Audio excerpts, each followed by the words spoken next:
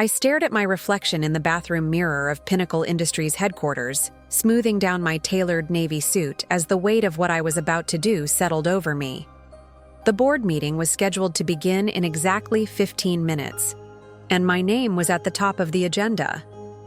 6 years ago in this very building, Richard Whitmore had loudly called me a gold digger at the company Christmas party, suggesting to everyone within earshot that I had only married his friend and colleague, James, for his executive salary and stock options. Today, I would be announced as the majority shareholder and new chairperson of Pinnacle Industries, with Richard still none the wiser.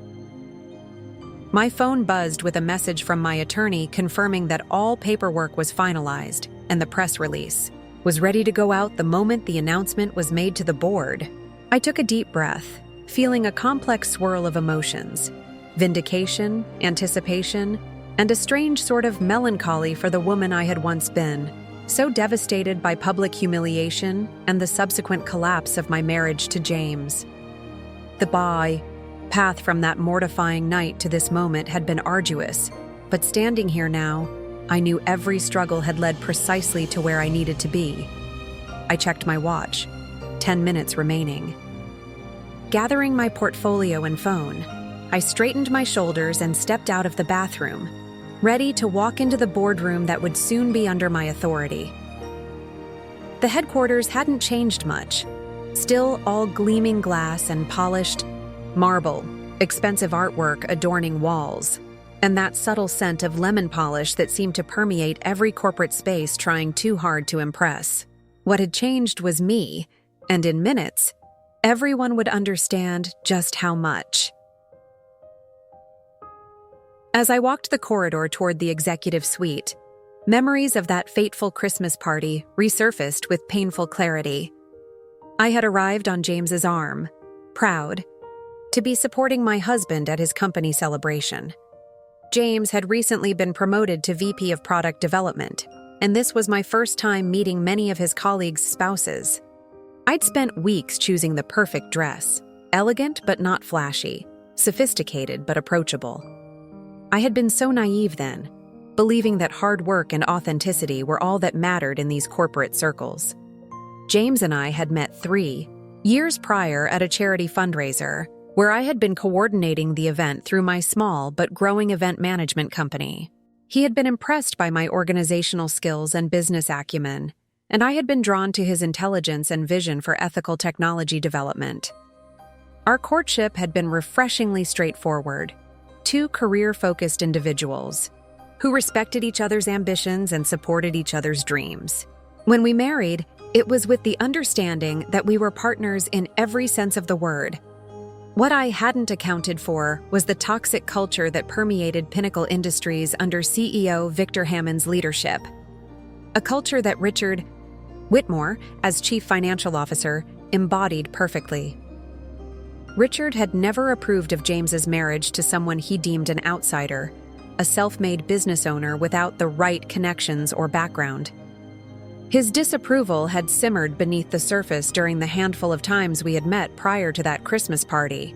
But that night, emboldened by scotch and surrounded by sycophants, he had finally shown his true colors. I had been at the bar waiting for a glass of wine when I overheard Richard's booming voice from just around the corner. James always had good taste in women, but marrying the party planner? Come on. You've got to admit she's playing the long game. Small business struggling, then suddenly she's Mrs. VP with access to stock options that vest next year? If that's not the definition of a gold digger, I don't know what is. The laughter that followed from his audience had burned through me like acid. I stood frozen, wine glass halfway to my lips as Richard continued, unaware of my presence. Mark my words. She'll be pushing for a bigger house in Westlake Hills next, then probably kids to secure the deal. Classic move. I've seen it a dozen times with these executive marriages. She saw an opportunity and took it. I had set down my untouched wine and walked away, heart pounding, searching for James among the crowd. When I found him deep in conversation with Victor Hammond, I had gently pulled him aside and whispered that I wasn't feeling well and needed to go home. The concern in his eyes had been genuine, but it wasn't until we were in the car that I could bring myself to repeat what I had heard. James's reaction had been immediate anger followed by uncomfortable hesitation. "Richard's an ass when he drinks," he had said, his eyes fixed on the road ahead. "No one takes him seriously." But the damage was done, not by Richard's words alone, but by James's tepid defense.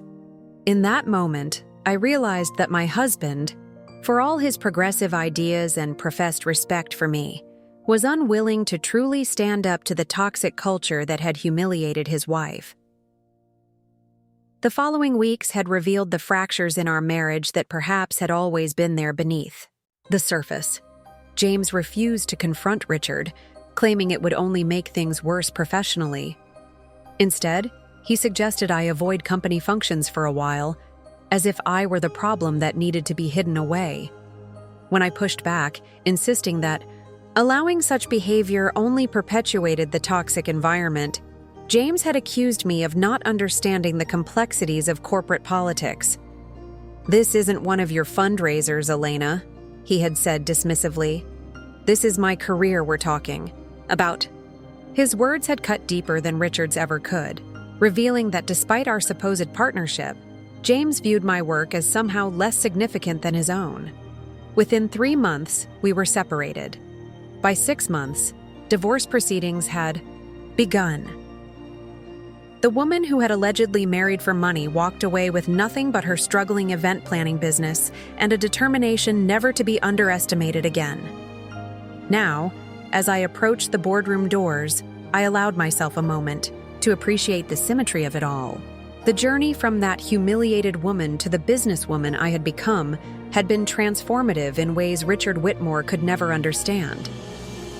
My event planning business had indeed been struggling, but not because I was incompetent, rather, because I had been pouring my resources into an emerging digital platform that would revolutionize how corporations handled large-scale events. The platform, EventSphere, had launched 8 months after my divorce and had grown exponentially, eventually catching the attention of venture capitalists looking for the next big thing in corporate services. 5 years, 3 rounds of funding, and 2 strategic acquisitions later, EventSphere was valued at over $200 million. But my true vindication came 6 months ago when I learned through industry channels that Pinnacle Industries was floundering, under poor management and a failure to innovate.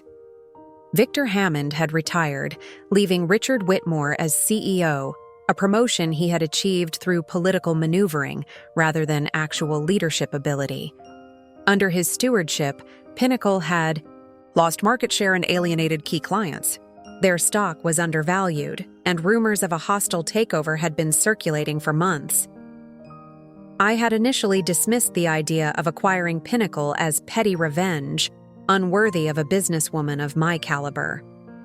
But the more I examined their assets and potential, the more I recognized a genuine business opportunity. Pinnacle's core technology was still solid. They simply lacked visionary leadership and modern operational strategies.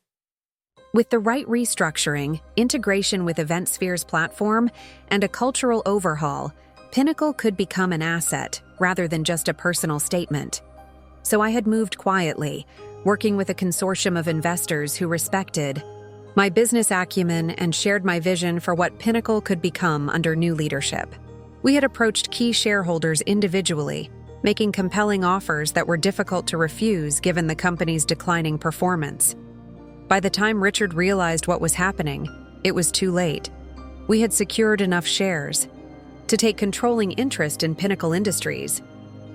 The final step had been executed just yesterday, the purchase of Victor Hammond's remaining 15% stake, which he had retained after retirement. The former CEO, disappointed in his successor's performance and concerned about his legacy, had been surprisingly receptive to my proposal. "Maybe you can save what I built," he had said as we signed the paperwork, either not remembering me as James's ex-wife or not caring. Whitmore never understood that innovation requires risk. Now, with my hand on the boardroom door handle, I was seconds away from revealing myself as Pinnacle's new majority owner. Through the frosted glass, I could see the silhouettes of board members taking their seats. Richard would be at the head of the table, likely confident that this emergency board meeting was a mere formality. Perhaps another shareholder expressing concerns that he could smooth over with corporate platitudes and empty promises. He had no idea that the urgent shareholder matter on the agenda was, in fact, the complete restructuring of Pinnacle's leadership, beginning with his immediate removal as CEO. The irony wasn't lost on me. The man who had dismissed me as a gold digger looking for an easy path to wealth would now lose his position. To the woman who had built something far more valuable through her own ingenuity and perseverance. I pushed open the door, and the conversation within immediately hushed. Richard looked up from his notes, his expression shifting from annoyance at the interruption to confusion as he recognized me. Before he could speak, I took my place at the opposite end of the table, setting down my portfolio with deliberate, calm. "Good morning," I said, my voice steady and confident. "For those who don't know me, my name is Elena Carrera, founder and CEO of EventSphere Technologies." I paused, allowing the weight of my next words to build. "As of 9 o'clock this morning, I also represent the majority controlling interest in Pinnacle Industries, and I've called this meeting to discuss immediate changes to the company's leadership structure." The shock that registered on Richard's face was everything I had imagined it would be and more. The perfect blend of disbelief, confusion, and dawning horror as the implications of my presence became clear. In that moment, 6 years of buried humiliation and hard-won triumph crystallized into a single perfect point of vindication. The journey that had led me here flashed through my mind, the tears shed in private, the sleepless nights building my company, the strategic decisions and calculated risks, the mentors who had believed in me, and the doubters who had fueled my determination. Every step had been essential, transforming me from a wounded ex-wife into a formidable businesswoman who now held the professional fate of her former detractor in her hands. As I opened my portfolio and removed the documents outlining my plans for Pinnacle's restructuring, I met Richard's stare directly across the length of the polished table. The gold digger had returned, not for gold, but for something far more valuable: the power to reshape the narrative on her own terms. "Shall we begin?" I asked, addressing the room but keeping my eyes fixed on Richard's ashen face. The board members, still processing the shock of this revelation, nodded almost in unison. The transformation of Pinnacle Industries, and the final chapter of my vindication, was officially underway. Before we continue with what happened in that boardroom, I want to take a moment to connect with you, my viewers. If you're watching this from your office desk, your living room couch, or maybe even during your commute, drop a comment below telling me where you're tuning in from. This story resonated with so many of you when I first shared snippets on social media, and I'm grateful for every message saying how it inspired you to stand your ground in your own professional battles. If this is your first time on my channel, make sure you hit that subscribe button because tomorrow I'm sharing the exact strategy I used to grow EventSphere, from a struggling startup to the company that eventually acquired Pinnacle Industries. Trust me, it's a masterclass in turning rejection into rocket fuel for success that you won't want to miss. Now, let's go back 6 years to the aftermath of that Christmas party and the unraveling of my marriage to James. The Monday following the party, I had asked James if he had spoken to Richard about his comments. His response told me everything I needed to know about where I stood in his priorities. "Elena, you need to let this go," James had said, adjusting his tie in our bedroom mirror. "Richard was drunk, and confronting him will only make me look weak." To the executive team, "Victor is considering me for the senior VP position next quarter, and I can't risk rocking the boat now." I remember sitting on the edge of our bed, still in my robe, watching him prepare for his workday as if nothing significant had happened. "So your career advancement is more important than your wife being publicly humiliated?" I asked, trying to keep my voice level. James sighed, the kind of exasperated sound one makes when explaining something obvious to someone being deliberately obtuse. It's not that simple. Richard is the CFO. He has Victor's ear and significant influence over promotions. Plus, he's been at Pinnacle since the beginning. I'm still establishing myself. And what better way to establish yourself than by showing you'll tolerate anything to climb the ladder? The words had slipped out before I could censor them, sharper than I intended, but honest nonetheless. His expression hardened. That's unfair. I'm building something important at Pinnacle. The work we're doing in sustainable tech manufacturing could genuinely change the industry. Sometimes that means making compromises in the short term. Compromising your integrity isn't a short-term sacrifice, James. It's a fundamental choice about who you are, I had replied, rising to my feet. And letting your colleague call your wife a gold digger without consequence isn't a corporate strategy. It's cowardice. The argument had escalated from there, with James eventually grabbing his briefcase and leaving for work earlier than necessary, the door closing with pronounced finality behind him. That evening he came home late, and we engaged in the kind of superficial conversation that couples use to paper over deeper cracks. The next day followed the same pattern, then the next, each of us retreating into our separate corners, the distance between us growing more apparent. 2 weeks after the Christmas party, I attended a local business networking event alone, something I had been doing more frequently as I tried to breathe life into my struggling event planning company.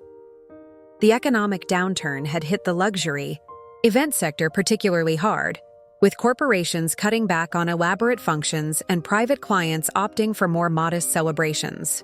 I needed new connections and fresh ideas to pivot my business model. It was there that I met Sophia Chen, a tech entrepreneur who had recently sold her cybersecurity startup for an impressive sum and was looking for new investment opportunities. Something about her energy and directness immediately drew me to her, and we spent most of the evening in deep conversation about business challenges and digital transformation. The event planning industry is ripe for disruption, Sophia had said, swirling the ice in her sparkling water.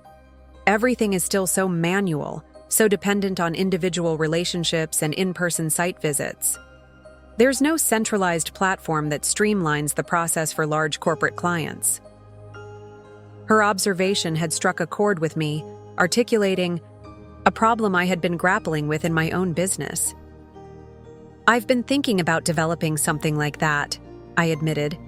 A digital platform that would handle everything from venue selection to vendor management, with virtual tours and integrated contract systems. But the development costs are prohibitive for a small operation like mine. Sophia's eyes had lit up with interest. Do you have a business plan?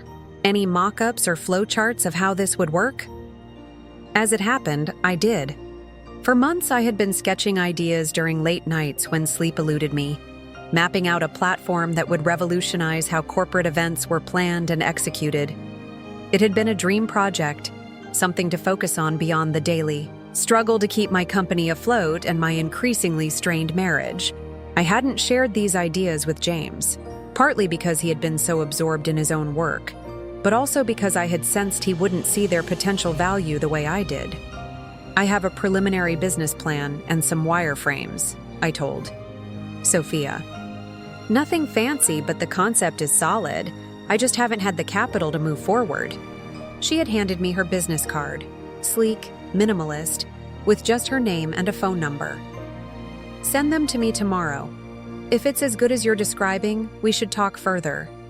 That night, I had returned home to find James already in bed, his back turned toward my side of the mattress, the physical manifestation of the emotional wall building between us. As I prepared for bed, I found myself thinking more about my conversation with Sophia than about how to bridge the growing distance with my husband. The next morning, I polished my business plan, organized my sketches into a coherent presentation, and sent everything to Sophia before James had even left for work. Her response came within hours. This has potential. Let's meet next week. Bring any additional materials you have. That meeting had been the first step on a path that would eventually lead me away from my marriage and toward the business success I had always believed myself capable of achieving. Sophia had introduced me to her network of investors, helped me refine my business model, and eventually became EventSphere's first angel investor and my mentor in navigating the tech startup world. As my focus shifted increasingly toward developing what would become EventSphere, the fractures in my marriage became impossible to ignore. James and I were living parallel lives, him climbing the corporate ladder at Pinnacle, me pouring every ounce of energy into my fledgling platform. We rarely saw each other, and when we did, conversation was strained, neither of us willing to address the fundamental breach of trust that had occurred after the Christmas party. The breaking point came 4 months after that fateful night, during another Pinnacle corporate function, a dinner celebrating the company's quarterly results. James had insisted I attend, claiming it would look strange if I continued to be absent from company events. Reluctantly, I had agreed, telling myself it was an opportunity to show Richard and others that his words hadn't broken me. The evening had started tensely but manageably. I made polite conversation with other spouses, discussed my business with those who asked, and deliberately avoided Richard's vicinity. James seemed relieved by my composed demeanor, though I noticed he kept glancing nervously between Richard and me throughout dinner. It wasn't until the dessert course that the carefully maintained facade cracked. Victor Hammond had stood to toast the team's accomplishments, specifically highlighting James's contributions to their new sustainable manufacturing initiative. And we wouldn't be celebrating these results without our rising star, James Carrera, Victor had announced. His innovative approach has already saved us millions in production costs. I'm pleased to officially announce his promotion to Senior Vice President of Product Development, effective immediately.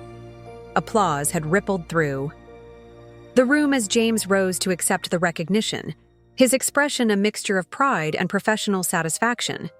I had clapped along with everyone else, genuinely happy for his achievement despite our personal difficulties. Then Victor had added, "And James, we all know behind every successful man is a supportive wife.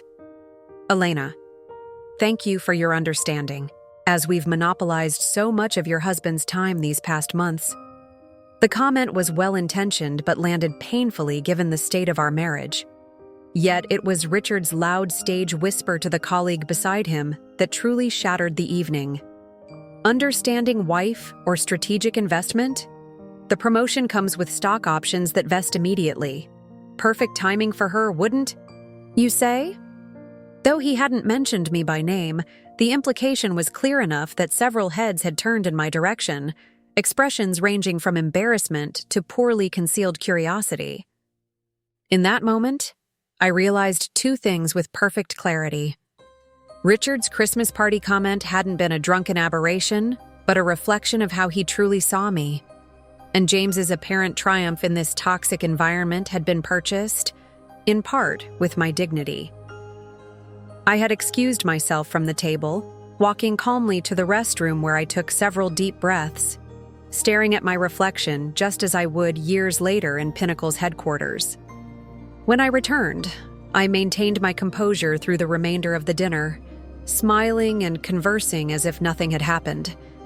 It was only in the car ride home that I finally spoke my truth.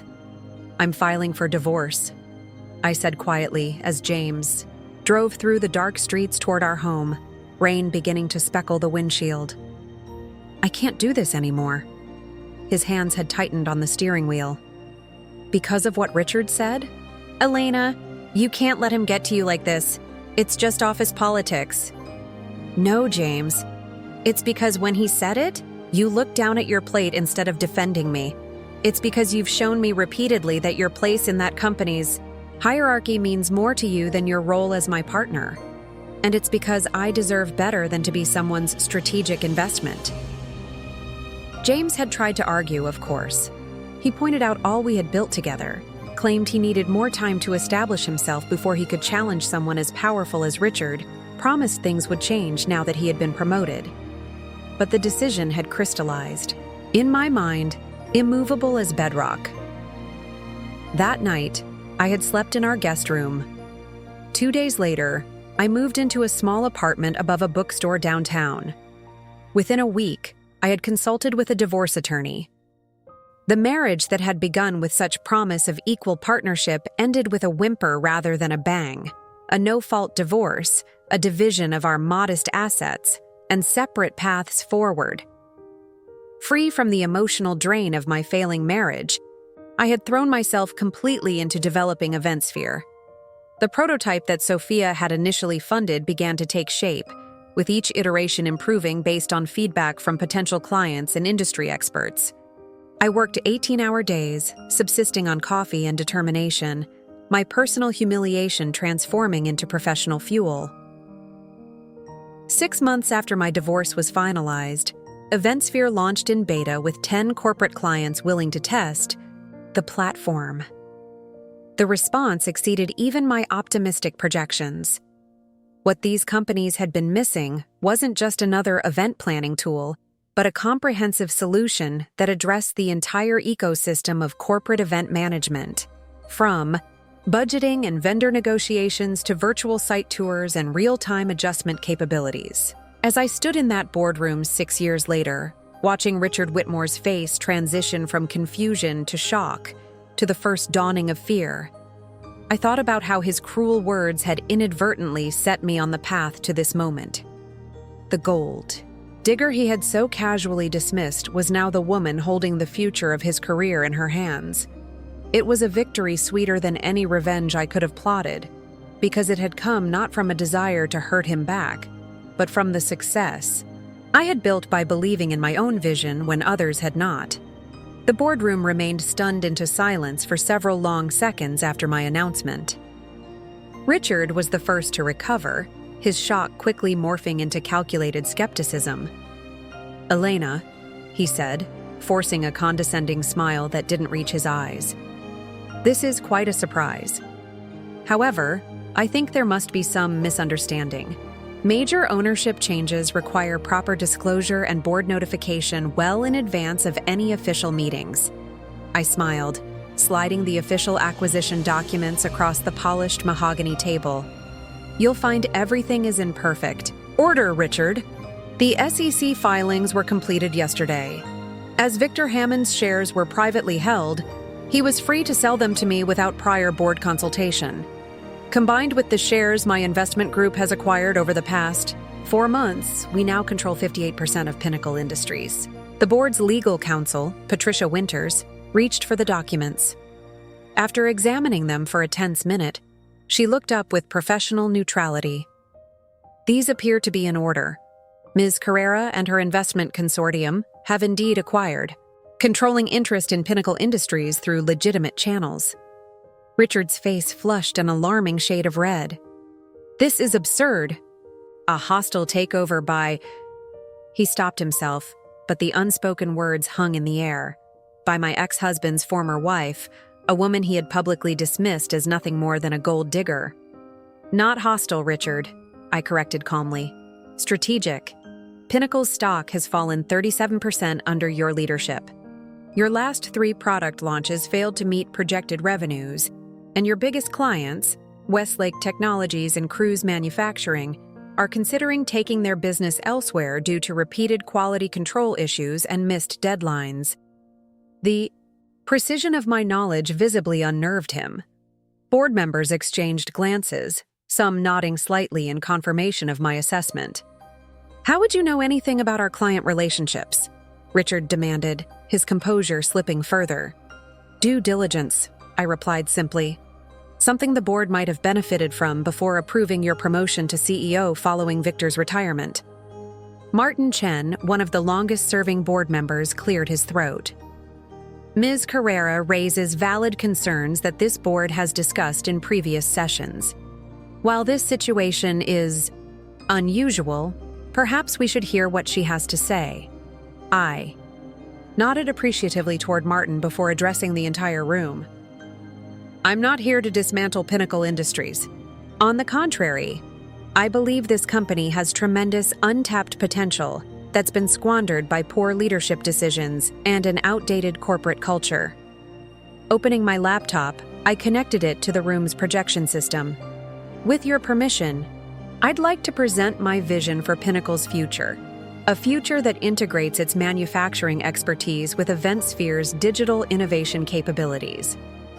For the next 30 minutes, I outlined a comprehensive restructuring plan, streamlining Pinnacle's bloated management structure, investing in the promising R&D projects that had been starved of funding under Richard's cost-cutting measures, and creating a new division focused on sustainable tech manufacturing that would leverage EventSphere's digital platform for supply chain optimization.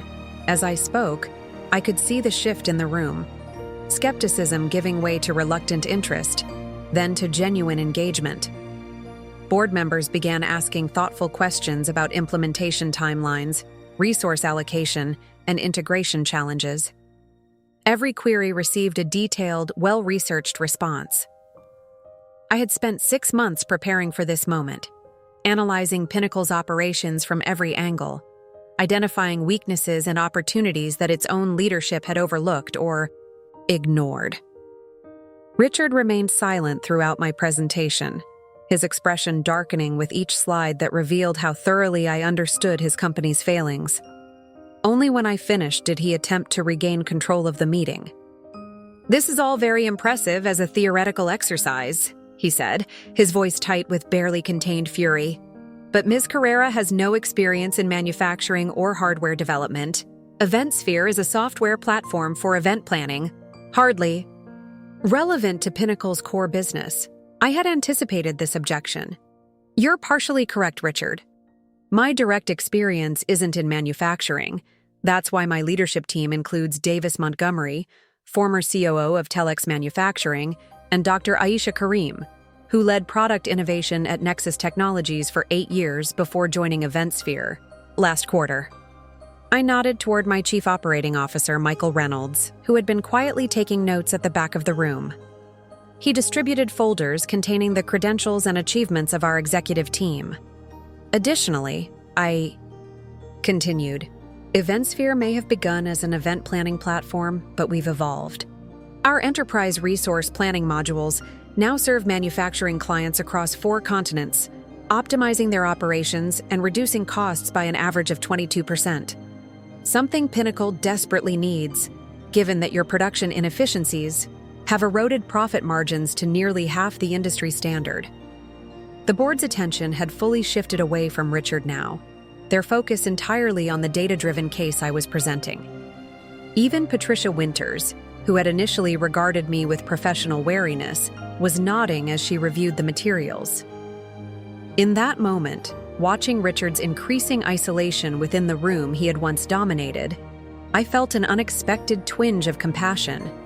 6 years ago, I had stood alone at that Christmas party, hearing his cruel words, feeling humiliated and powerless. Now he was experiencing his own version of that moment, publicly diminished, his authority crumbling before his colleagues. The symmetry wasn't lost on me, but I took no pleasure in his discomfort. This wasn't about revenge, it was about business, about fulfilling potential that his leadership had stifled. "I propose the following immediate changes," I said, bringing the discussion to its conclusion. "First, Richard Whitmore will step down as CEO, effective immediately, with a severance package commensurate with his years of service to Pinnacle." Richard started to protest, but Martin Chen raised a hand to silence him. The balance of power had shifted irreversibly.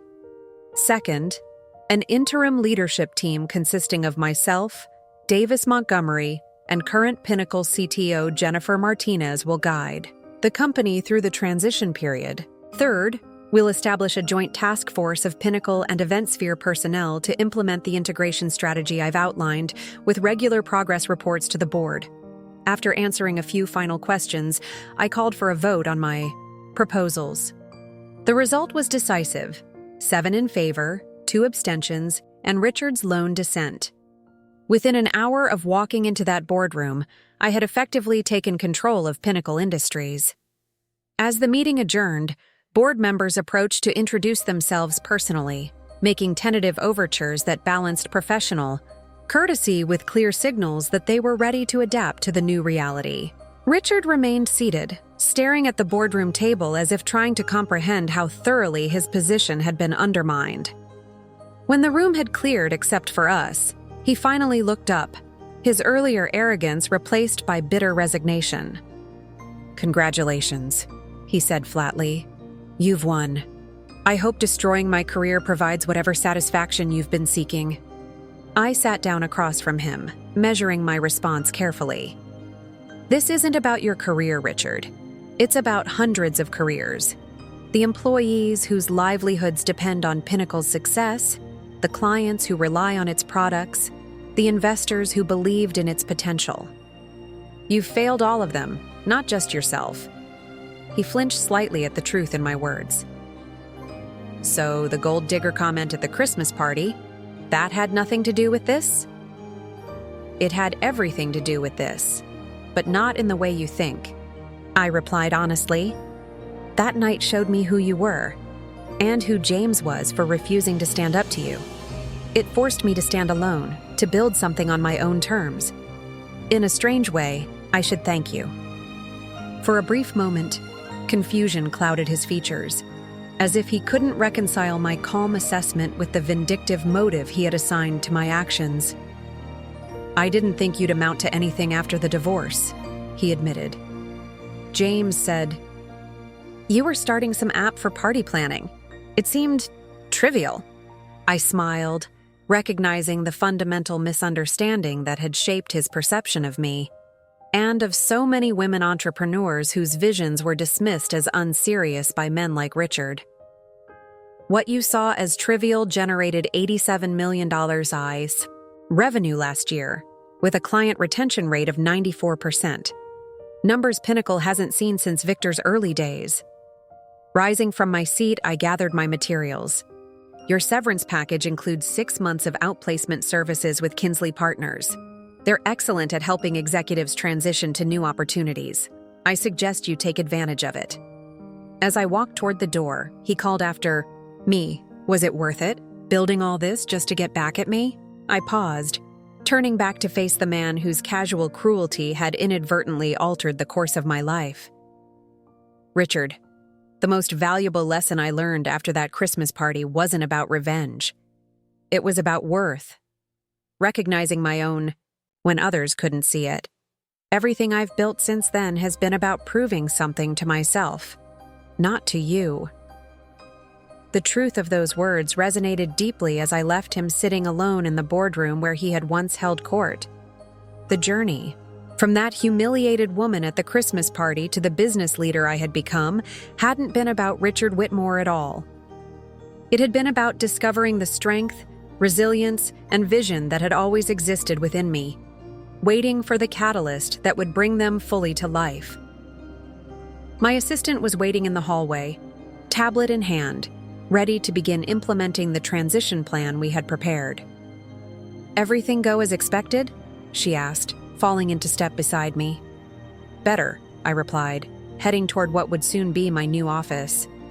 "Call Davis and Jennifer. We have work to do." The rest of that day passed in a blur of activity, meetings with department heads, calls with key clients to reassure them about the transition, a company-wide email announcing the leadership changes. By evening, when I finally had a moment to myself, reality began to sink in. I had done it.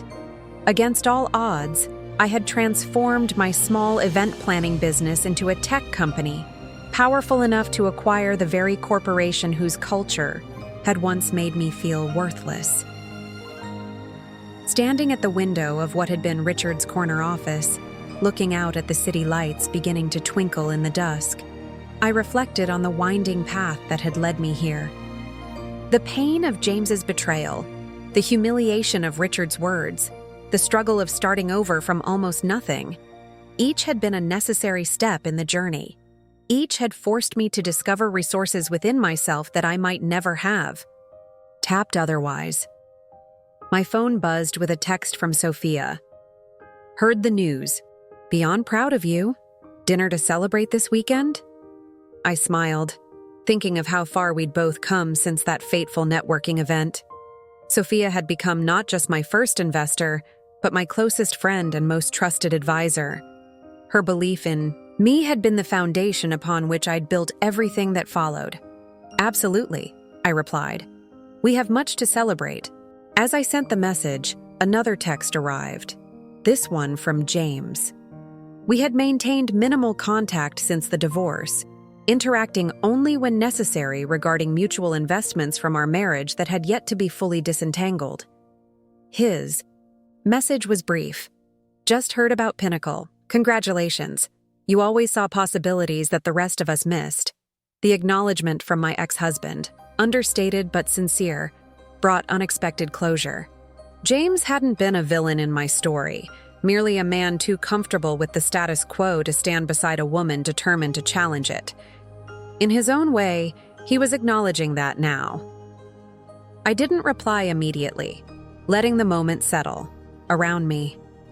Tomorrow would bring new challenges. The complex work of integrating two companies with different cultures and capabilities. The delicate process of identifying which elements of Pinnacle to preserve and which to transform. But tonight, I allowed myself to savor the culmination of a journey that had begun with one man's dismissive words at a Christmas party and ended with my voice directing the future of his company. The symmetry was perfect, though not in the way Richard had imagined. This wasn't a story of revenge, but of resurrection, of a woman who had refused to accept the limitations others placed upon her and instead created her own definition of success. The gold digger he had mockingly described had indeed found gold, not by attaching herself to someone else's fortune, but by mining the rich veins of her own potential. Tomorrow, the real work would begin. Tonight, I honored the path that had brought me here. Every painful step and hard-won victory that had transformed me from James's underestimated wife into the architect of my own destiny. As the city lights shimmered beyond the window, I raised an imaginary glass to that frightened, humiliated woman at the Christmas party 6 years ago, silently telling her, "You were always more than they could see. You were always enough." The morning after the board meeting, I arrived at Pinnacle headquarters early, well before most employees would be starting their day. I wanted time to absorb the reality of what had happened, to walk these halls not as an outsider or as James's former wife, but as the woman who now controlled the company's future. The security guard did a double take when I presented my newly issued executive access card, but quickly recovered his professionalism. "Good morning. Ms. Carrera, congratulations on your new position," he said, handing back my credentials. "Thank you, Frank," I replied, reading his name badge. "How long have you worked at Pinnacle?" He straightened slightly, pride evident in his posture. 15 years next month, ma'am. Started when we were still in the old building downtown." Nodded appreciatively. "Then you've seen a lot of changes. I hope the ones coming will be positive for everyone who's committed to this company's success." The brief exchange reminded me of an important truth. Pinnacle wasn't just a vehicle for my vindication or a strategic acquisition for Eventsphere. It was a community of people whose livelihoods and professional identities were intertwined with its fate. How I managed this transition would affect hundreds of lives beyond my own. As I settled into what had been Richard's office, now temporarily mine until the integration was further along, I reviewed the day's agenda. My team had prepared a meticulous schedule, departmental briefings throughout the morning, a working lunch with Jennifer Martinez and other key Pinnacle executives who had been identified as potential allies, and an all-hands meeting at 3 p.m. where I would address the entire company for the first time. The first test of my leadership would come much sooner than I anticipated. At 7:45 a.m., my assistant knocked on the door, her expression tense. "Ms. Carrera, we have a situation. Several department heads are gathered in conference room B, including William Foster, VP of Operations. They're refusing to prepare for the scheduled briefings until they speak with you directly. Mr. Foster seems to be leading the resistance." I recognized Foster's name from our research. A longtime Pinnacle veteran, he had been Richard's right-hand man for years, and had likely expected to be next in line for the CEO position. His opposition wasn't surprising, but the speed with which he had organized others was concerning. "How many department heads are with him?" I asked, already rising from my desk. 5 out of 8. R&D, manufacturing, operations, supply chain, and human resources. I nodded, quickly assessing the implications. The departments represented constituted the core of Pinnacle's traditional business functions. Only marketing, finance, and information. Technology were absent, notably the areas where our due diligence had identified the strongest potential for immediate integration with EventSphere's operations. "Tell them I'll meet with them now," I said, gathering my tablet and a folder of contingency plans my team had prepared for various scenarios, including executive resistance. "And Michael, please join us. We may need additional perspective." Michael Reynolds, my COO at EventSphere, who had accompanied me to Pinnacle for the transition, was waiting outside Conference Room B when I arrived. His calm presence had been an anchor through many corporate storms, and I was grateful for it now. "Thoughts?" I asked quietly as we paused outside the door. "Foster's record shows he's smart, but territorial. He's likely testing boundaries, not staging a full rebellion. The others are probably following his lead until they see which way the wind blows." Michael's assessment matched my own. "Address him directly, but make your case to everyone else in the room." I took a deep breath and entered the conference room with confidence that I didn't entirely feel. 6 people sat around the table, conversations ceasing abruptly as I appeared. William Foster was instantly recognizable, a tall man, in his early 60s with a military straight posture and calculating eyes that assessed me with undisguised skepticism. "Good morning," I said pleasantly, taking a seat at the head of the table without waiting for invitation. "I understand you wanted to speak with me before our scheduled briefings. I appreciate directness, so please don't hesitate to share your concerns." Foster leaned forward, hands clasped on the table.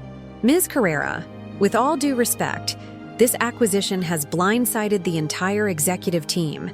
We have serious questions about your intentions for Pinnacle's core business and personnel." The woman beside him, Clara Hopkins, according to her nameplate, VP of Human Resources, nodded in agreement. "Our employees are anxious. Rumors of mass layoffs are already circulating. We need clear information to manage this transition effectively." Their concerns were legitimate, even if the confrontational approach was Foster's attempt to establish dominance. I decided to address the underlying fears directly. First, let me be clear. This acquisition is not about dismantling Pinnacle Industries. It's about revitalizing it, I began, making eye contact with each person around the table. The integration with EventSphere offers opportunities to expand Pinnacle's capabilities, not contract them. Yes, there will be organizational changes, but they'll be strategic, not punitive. I opened my tablet and pulled up a presentation, sharing it to the room's display screen. These are the preliminary integration plans for each department. You'll notice that in operations, manufacturing, and R&D specifically, we're planning to increase investment, not reduce it. Foster frowned as he studied the figures. These projections assume significant growth in areas where we've been struggling to maintain market share. What makes you think your leadership can suddenly reverse those trends? It was a fair question, if pointedly delivered. Because EventSphere has already solved similar challenges in our sector, I explained. Our digital platforms have helped manufacturing clients reduce inefficiencies by an average of 22%. More importantly, we've identified 3 specific areas where Pinnacle's production processes are creating bottlenecks that directly impact your ability to compete on both price and delivery timelines.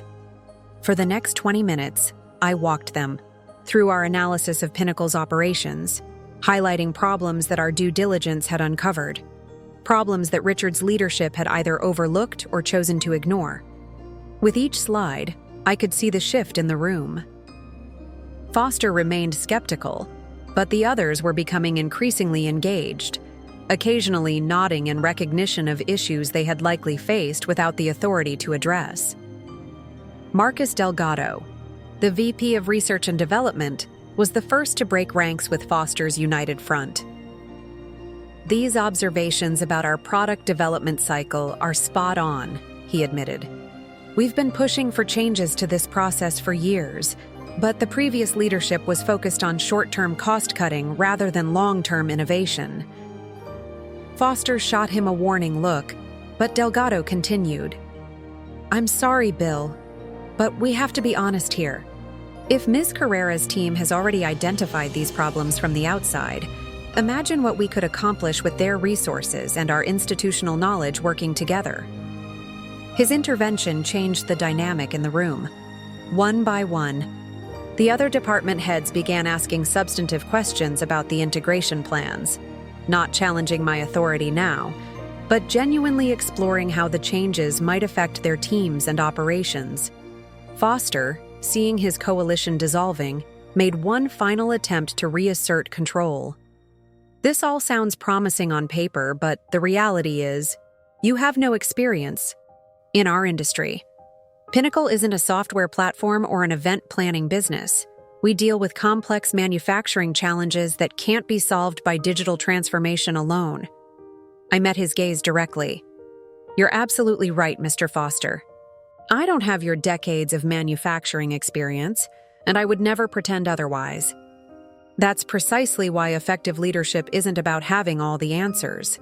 It's about bringing together the right expertise and creating an environment where innovation can flourish." Pulling up a new slide, I continued. "That's also why our leadership structure during this transition includes Jennifer Martinez, your current CTO, and Davis Montgomery, who brings 20 years of manufacturing operations experience from Telex. This isn't about EventSphere taking over Pinnacle. It's about creating something stronger than either company could be separately." By the time the impromptu meeting concluded, the atmosphere had transformed from hostile confrontation to cautious optimism.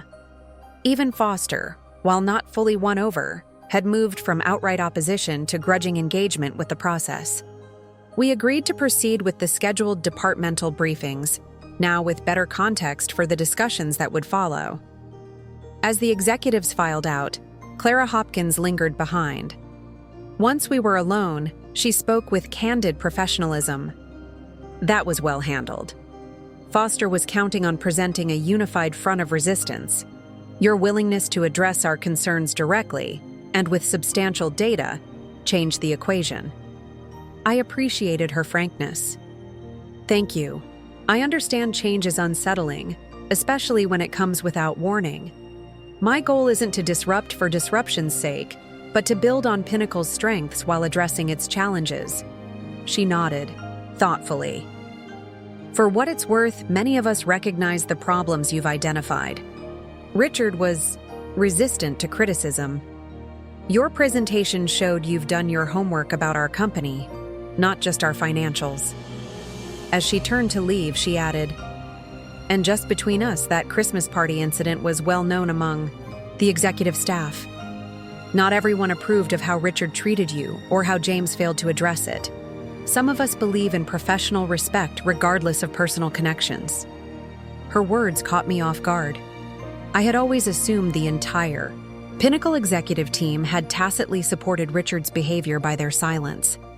The realization that some had recognized the wrongness of it, even if they hadn't spoken out, was unexpectedly affirming. The departmental briefings that followed were intensive but productive. With each meeting, I learned more about Pinnacle's operations from the inside, the strengths that our external analysis had missed, the institutional knowledge that couldn't be captured in financial reports or organizational charts. I also identified potential champions for the changes ahead, people who had been quietly innovating within the constraints of Richard's restrictive leadership. By lunchtime, word had spread throughout the company about the morning's events. The narrative was evolving from hostile takeover by the ex-wife to something more nuanced. Jennifer Martinez, who joined me for the working lunch, confirmed the shifting perceptions. "The technical teams are cautiously excited," she reported as, "We reviewed the integration timeline. especially after hearing about the increased R&D budget you're proposing. They've been running on fumes for years, watching competitors overtake us while Richard focused on cost-cutting to make quarterly numbers look good. Davis Montgomery, who had arrived mid-morning to join the transition team, added his perspective. The manufacturing floor supervisors I spoke with have legitimate concerns about disruption to production schedules, but they're also frustrated with the current inefficiencies. If we can demonstrate early wins in streamlining their processes, they'll be on board. The most challenging moment of the day came at 3 p.m. with the all-hands meeting. Standing on the stage of Pinnacle's main auditorium, facing hundreds of employees whose professional lives would be affected by my decisions, I felt the weight of my responsibility in a new way. These weren't just numbers on a spreadsheet or pieces in a corporate chess game. They were people with families, mortgages, career aspirations, and legitimate concerns about their futures. I had prepared a standard acquisition speech, full of corporate platitudes about synergies and shared vision, but looking out at those faces, some anxious, some hopeful, all attentive, I set aside my notes and chose authenticity instead. Many of you are wondering why I'm here, I began, and why EventSphere has acquired Pinnacle Industries. You may have heard rumors about my personal history with this company, that I was once married to a former executive, that there was an unpleasant incident at a Christmas party years ago. Some of that is true, but it's not why I'm standing before you today. A ripple of surprise moved through the audience at my directness. I continued. I'm here because Pinnacle Industries has tremendous potential that hasn't been fully realized under its previous leadership. The combination of your manufacturing expertise with EventSphere's digital innovation capabilities creates opportunities that neither company could achieve alone. For the next 30 minutes, I outlined my vision for Pinnacle's future, not with corporate jargon, but with specific examples of how the integration would strengthen the company's market position, expand its capabilities, and create new career paths for employees willing to embrace change. I acknowledged the challenges ahead honestly while emphasizing the resources and support that EventSphere would bring to the transition. Change is never easy, I concluded, but it's also inevitable. The question isn't whether Pinnacle will change, it's whether that change will be reactive and forced by market pressures, or proactive and driven by a clear vision of what this company can become. I'm betting on the latter, and I'm betting on the people in this room to help make it happen. The response wasn't wild enthusiasm. That would have been unrealistic given the circumstances. But as I opened the floor for questions, the tone was constructive rather than combative. Employees asked thoughtful questions about integration, timelines, potential relocations, and how their specific roles might evolve. I answered each with honesty, including acknowledging when I didn't yet have complete answers. By the end of that first day, I had laid the groundwork for the transformation ahead. There would be resistance to overcome, relationships to build, and complex integration challenges to navigate. But I had also identified allies within Pinnacle who recognized the necessity of change and were willing to be part of shaping it. As I finally left the building that evening, exhausted but satisfied, with the progress made, I passed the security desk where Frank was ending his shift. "Have a good evening, Ms. Carrera," he said with a nod that seemed to carry more respect than mere courtesy. "You too, Frank," I replied, then paused. "See you tomorrow. We have a lot of work ahead." His smile suggested he understood the deeper meaning in my words, that tomorrow represented not just another workday, but the beginning of a new chapter for Pinnacle Industries. "Looking forward to it, ma'am." Walking to my car in the fading light, I reflected on how differently this day had unfolded compared to that Christmas party 6 years ago. Then, I had left hurting and humiliated, my sense of worth diminished by Richard's cruel words and James's inadequate response. Today, I departed with purpose and direction, my value affirmed not by others' opinions, but by what I had built through my own vision and persistence. The gold digger had returned not for revenge, but for redemption. Not just her own, but that, of a company whose potential had been stifled by the very man who had once dismissed her. The symmetry wasn't lost on me, but neither was the responsibility that came with it. This wasn't the end of the story, but rather the beginning of its most challenging chapter. The real test would come in the weeks and months ahead, as proclamations gave way to the hard work of transformation.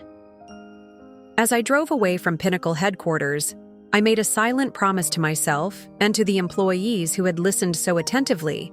That afternoon, this acquisition wouldn't be about settling old scores, but about creating new possibilities for the company, for its people, and for the woman who had once been told she had nothing of value to contribute beyond her relationship to a man. The weeks following my takeover of Pinnacle Industries unfolded in a whirlwind of activity. Each day brought new challenges that tested my leadership, strategic thinking, and emotional resilience. The integration of two companies with different cultures and operational models proved even more complex than our most detailed projections had anticipated. 3 weeks into the transition, I sat in what was now permanently my office, reviewing the latest progress reports with Michael and Jennifer. The early morning sunlight streamed through the windows, illuminating the stacks of documents that represented our painstaking work to merge EventSphere's digital innovation with Pinnacle's manufacturing expertise. The supply chain optimization is ahead of schedule, Jennifer reported, her initial wariness now replaced by enthusiastic engagement. The team has identified nearly $4.2 million in annual savings once the new system is fully implemented. Even accounting for transition costs, we should see positive impact by the end of the quarter. Michael nodded, adding his perspective. R&D integration is more challenging. Marcus Delgado is brilliant, but his team has operated in silos for so long that cross-functional collaboration doesn't come naturally to them. We're making progress, but it's slower than anticipated. I made notes as they spoke, mentally adjusting timelines and resource allocations. What about Foster's department? Any change in his cooperation level? Jennifer and Michael exchanged glances that told me everything I needed to know before Jennifer answered. He's not openly obstructing anything, but he's implementing changes with the absolute minimum effort required. His team takes cues from him, so there's passive resistance throughout operations. This wasn't unexpected. William Foster represented the old guard at Pinnacle, Richard's most loyal lieutenant, and the embodiment of the corporate culture I was trying to transform. While most executives had gradually embraced the changes we were introducing, Foster remained stubbornly attached to the status quo. Schedule a one-on-one with him for tomorrow, I decided. It's time we address this directly. We can't afford to have operations dragging down the entire integration process. After Jennifer and Michael departed, I remained at my desk, contemplating the Foster situation. My instinct was to replace him. EventSphere had several operations executives who could step into the role, but I hesitated. Removing Pinnacle's longest-serving VP would send ripples throughout the organization at a time when stability in certain areas was crucial. Moreover, Foster's institutional knowledge was valuable, if only I could unlock it constructively. My thoughts were interrupted by a knock at my door. Clara Hopkins from HR entered, carrying a folder and wearing an expression that suggested uncomfortable. News. Ms. Carrera, we have a situation I thought you should be aware of immediately, she began, taking the seat I offered. Someone has circulated an email to several departments comparing your acquisition of Pinnacle to a scorned woman's revenge fantasy. It includes details about your former marriage to James, the Christmas party incident with Richard, and suggests your leadership decisions are emotionally motivated rather than business-driven. I felt a momentary flash of anger, quickly replaced by weary recognition. This was predictable, perhaps even inevitable. Do we know who sent it? Clara shook her head. It came from an anonymous account, but given the specific details about your past relationship with the company, it's almost certainly someone from the executive level who was here during that time. Foster, I said, the conclusion obvious. Possibly, though we have no proof. The email has already reached about 40% of the staff, according to our IT department's estimates. I considered the implications, weighing various responses. My first instinct was to ignore it, to rise above the pettiness and focus on the work at hand. But I also recognized that allowing this narrative to spread unchallenged could undermine my authority and the changes we were implementing. Forward me the email, I decided, and schedule an all-staff meeting for tomorrow afternoon. This needs to be addressed directly, not through whispers and speculation. After Clara left, I read the anonymous email. It was cleverly crafted, factually, accurate in its basic details about my history with Pinnacle, while insinuating that every business decision I'd made since taking control was motivated by personal vendetta rather than strategic vision. The writer had even included snippets from my first meeting with the board, carefully edited to sound imperious and vindictive rather than professional and strategic. That evening, instead of returning to my hotel, I drove to Sophia's house on the outskirts of the city. Since the acquisition, I had been working such long hours that our planned celebration dinner had been postponed multiple times. Tonight, I needed her perspective more than ever. Sophia greeted me with a warm hug and a glass of wine, leading me to her back patio where she had prepared a simple dinner. As the sun set over her carefully tended garden, I shared the day's developments, including the anonymous email. "You knew this would happen," she observed, refilling our glasses. "From the moment you decided to acquire Pinnacle, some version of this reaction was inevitable. Knowing it intellectually is different from facing it practically," I admitted. "I didn't anticipate how it would feel to have my professional accomplishments reduced to an emotional response to past hurts." Sophia considered this, her expression thoughtful. "Perhaps that's because for you, this acquisition truly isn't about revenge. But for people like Foster, and probably Richard, wherever he's landed, that's the only framework they can understand. They can't conceive that you built something more valuable than what they dismissed, simply because you saw opportunities they missed." Her insight struck me as profoundly true. Richard and those who shared his perspective couldn't comprehend that I had succeeded not because of him or in spite of him, but entirely independently of him. My journey from that Christmas party to the boardroom had been driven by my own vision and capabilities, not by a desire to prove him wrong, even if proving him wrong had been a satisfying side effect. "So how do I address this?" I asked, the practical question still unresolved. "With the truth," Sophia replied simply, not defensively, not angrily, but honestly. "Your acquisition of Pinnacle makes perfect business sense. The synergies between manufacturing and digital platforms, the untapped potential in their R&D pipeline, the market opportunities you've identified. Present the facts, acknowledge the personal history without apologizing for it, and then move the conversation forward." The next morning, I met with William Foster in my office. He arrived exactly on time, his posture rigid and expression carefully neutral. I decided to dispense with pleasantries. "Mr. Foster, I've asked you here because your department is consistently underperforming in the integration metrics. I need to understand if this is due to resource constraints, technical challenges, or something else entirely." He maintained his professional facade. Operations is a complex department with established processes that have served Pinnacle well for many years.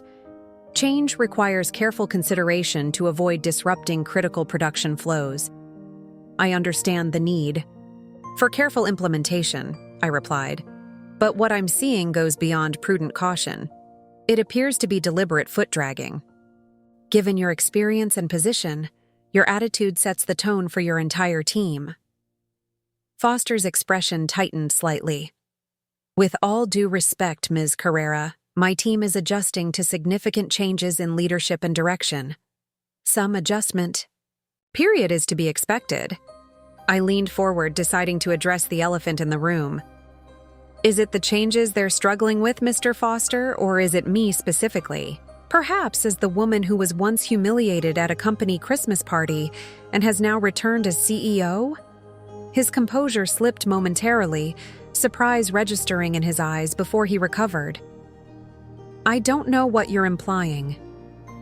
"I think you do," I countered calmly. "I also think you may know something about an anonymous email circulating throughout the company, suggesting my acquisition of Pinnacle was motivated by personal revenge rather than business strategy." Foster maintained his denial, but a faint flush crept up his neck. "I haven't seen any such email." Rather than accuse him directly, I changed tack. "Mr. Foster, you've been with Pinnacle for over 20 years. Your institutional knowledge is valuable, and your leadership capabilities are evident in your team's loyalty. I would prefer to have you as an ally in this transition rather than an obstacle." He seemed momentarily thrown by this unexpected acknowledgement. I continued, "But that requires honesty between us. The past exists. We can't pretend it doesn't. I was married to James. Richard did publicly humiliate me, and now I do control the company. Those are facts. What matters is what we do with them, moving forward." For the first time, Foster responded with something approaching genuine emotion rather than careful distance. "You've dismantled the leadership team I worked with for 2 decades. Richard is gone. James left years ago. Victor sold his shares to you. This company was my life's work, and suddenly an outsider is transforming everything about it. Can you understand why that might be difficult to accept?" His vulnerability opened a door I had been seeking. "I do understand. Change is always challenging, especially when it feels imposed rather than chosen. But William," I deliberately used his first name, "Pinnacle was declining under Richard's leadership. You must have seen that, even if loyalty prevented you from acknowledging it publicly." A subtle shift in his expression told me I had struck a chord. "There were concerns," he admitted reluctantly. "The last 3 quarters were particularly difficult." "Then help me fix it," I proposed. "Your operational knowledge combined with our digital platforms could revitalize production efficiency. You understand this company's capabilities better than anyone.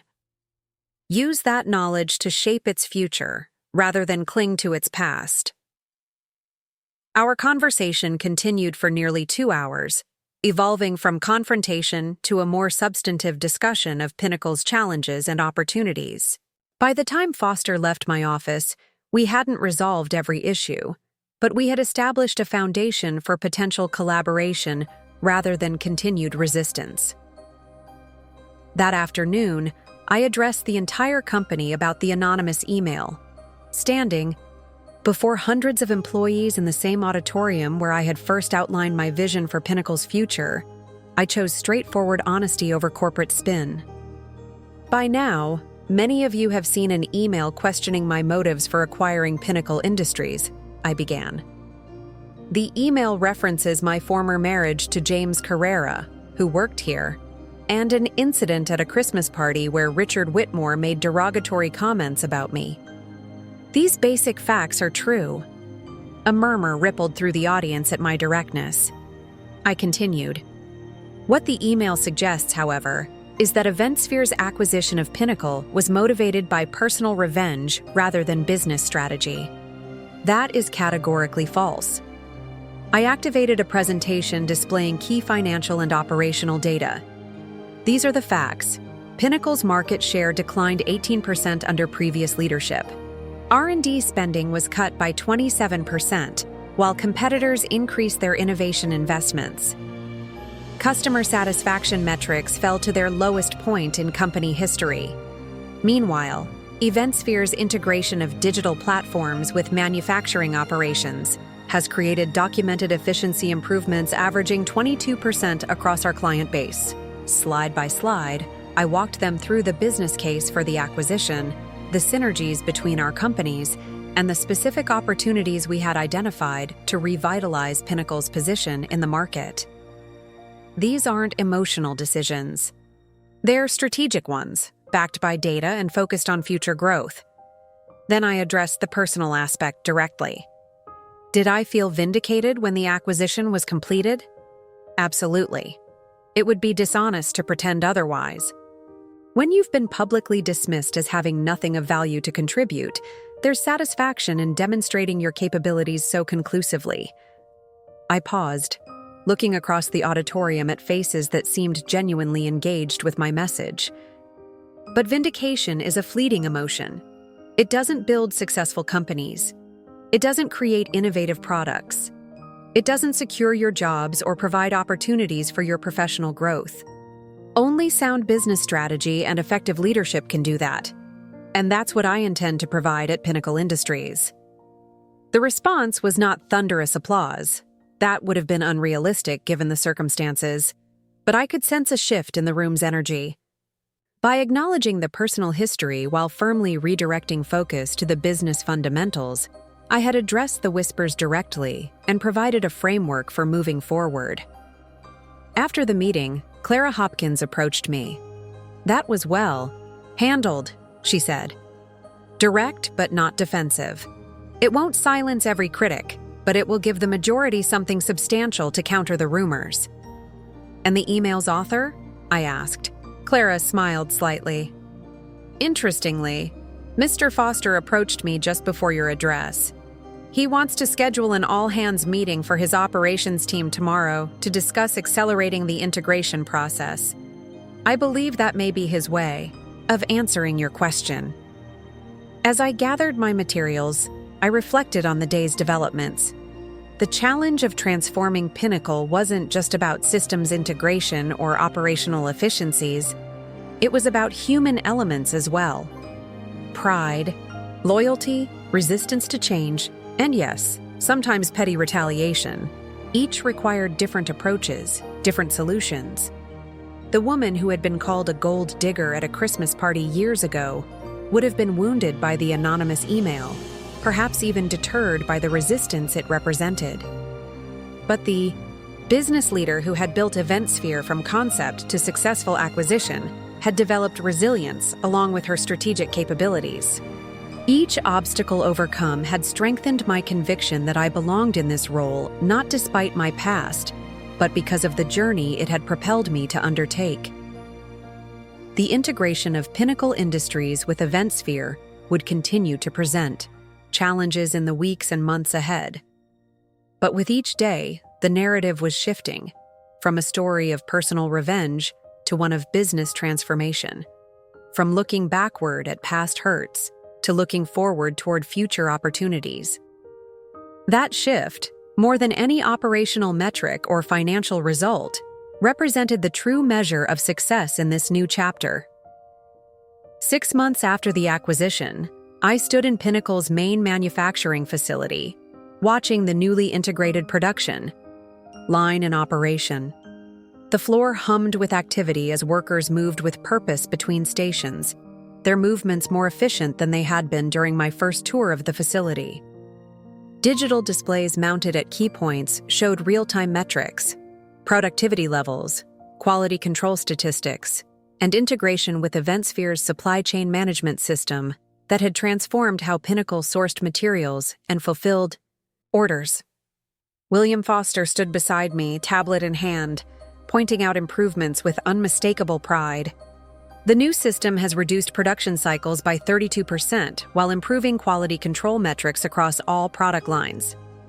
Defect rates are down to 0.8%, the lowest in company history. His transformation over the past months had been remarkable.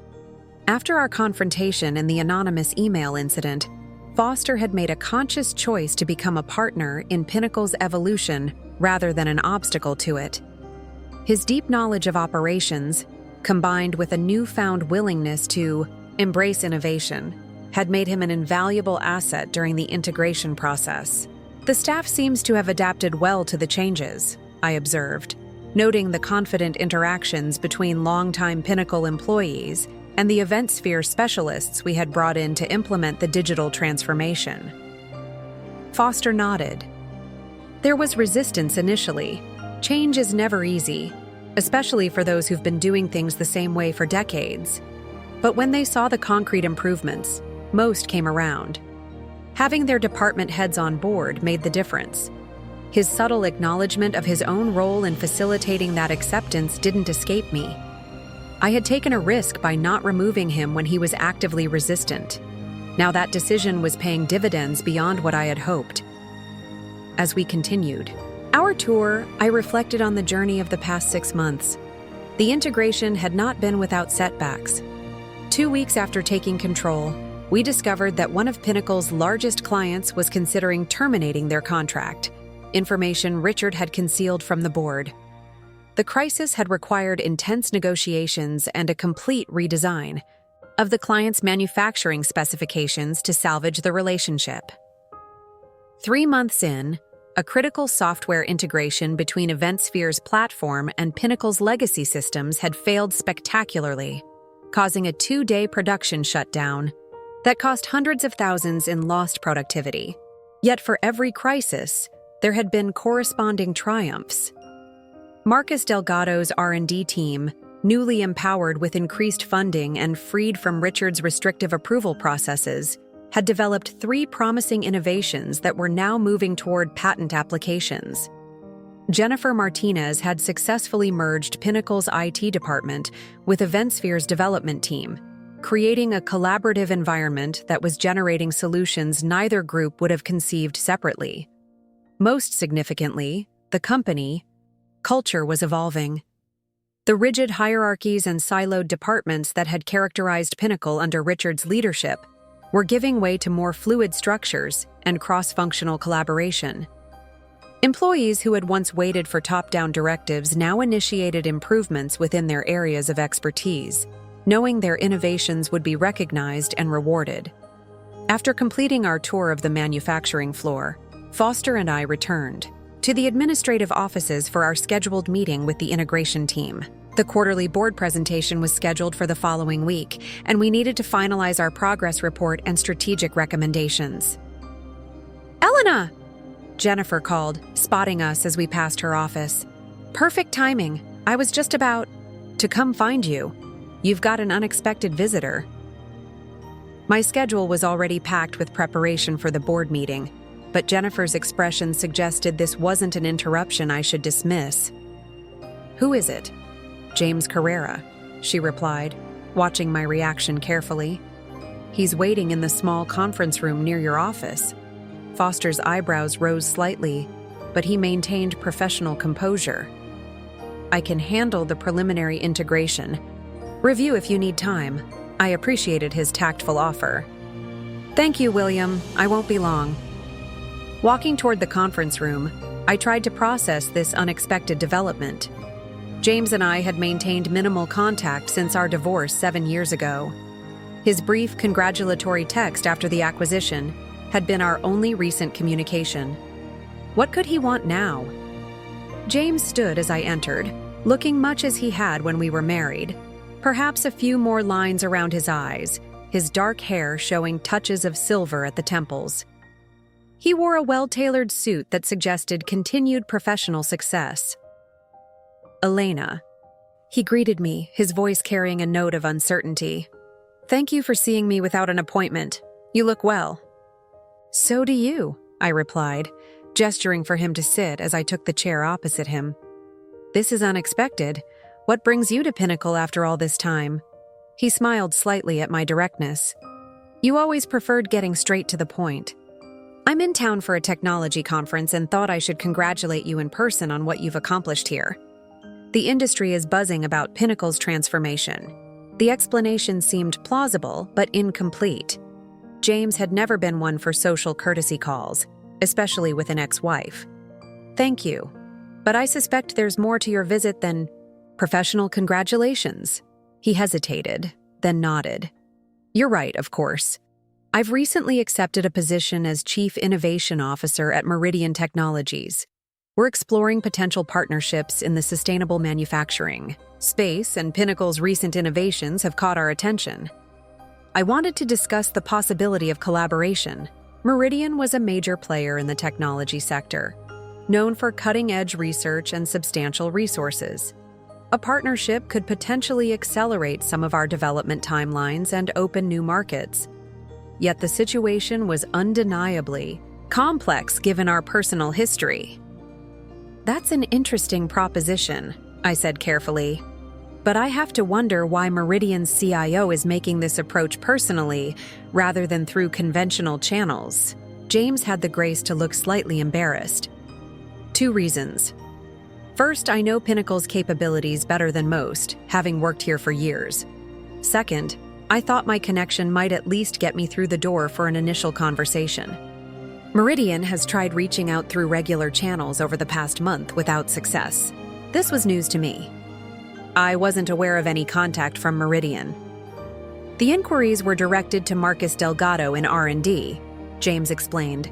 We received polite but firm rejections, citing confidentiality concerns and exclusive development pathways. I made a mental note to speak with Marcus about these communications.